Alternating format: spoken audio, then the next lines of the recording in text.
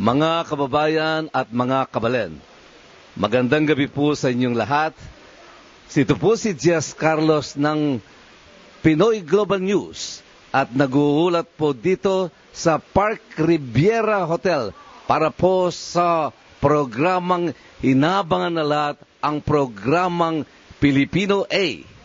So naririto po tayo ngayon para masaksiyan natin ang 27th anniversary ng Philippine Heritage Band.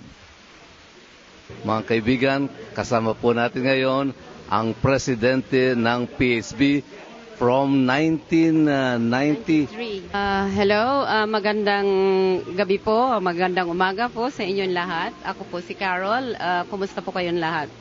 Si Carol po, mga kaibigan, siya po ay clinical nurse ng Toronto Western Hospital. In spite of the fact na very busy po siya sa kanyang trabaho, siya po ay isang malaking contributor po siya dito sa Philippine Heritage Band. Carol, ano po ba naging objective niyo for this year? Well, objective namin for this year or all the years is always to preserve the Philippine heritage, Philippine culture, and also to develop the youth so that they become valuable citizens of the community. Para yung maging sila karapat-dapat sa community, at saka ang mga programa namin is para sila ay hindi ma-involve sa mga barkada or keep them busy, at the same time i-develop nila ang kanilang music skills. Nadidiscipline sila at saka na-encourage silang mag-love their music and love their heritage. By the way, Carol, kailan ba na-found itong Philippine Heritage Band? How did they ever get started? It started in 1980 by Oscar Fariñas. Actually, ang objective ni Oscar at that time was only to have a brass band na mag-perform and play the national anthem during community events. Kasi walang tumutugtog nun eh. Ang ginagamit lang nila is yung bang radio, ano ba yun? Tape ang tinutugtog nila at that time. So he attended one community event. Tapos napansin niya na bakit tayo hindi mag-form ng banda. So that was the initial development ng PHB. He only started with 12 musicians, seasoned musicians from the Philippines. That was in 1980. And then from then on, nag-evolve na ang PHB in terms of recruiting youth members, at saka it became now a family organization. Wow!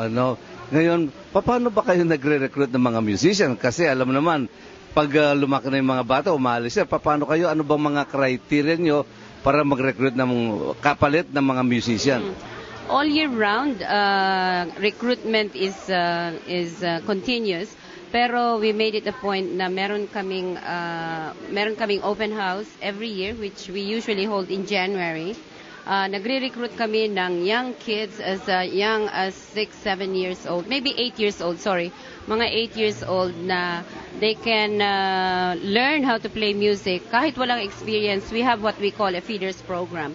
Feeders program, they come into PHB, walang experience ng music. Then we have a professional instructor that help them from scratch zero until they learn. And then once they learn yung music, then they get promoted to the main band.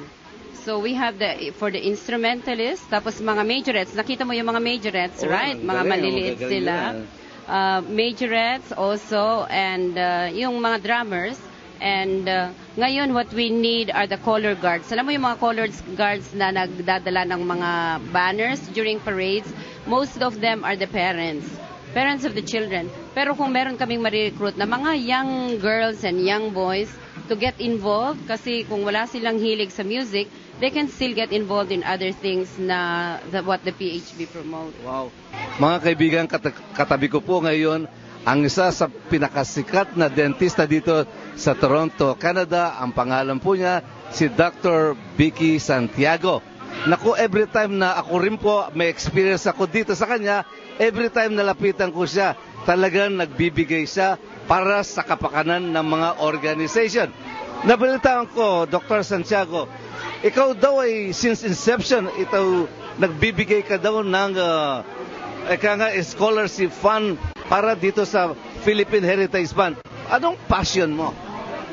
Well, for the love of music, and also the scholarship fund encourages the band members to study and at the same time get involved in the community.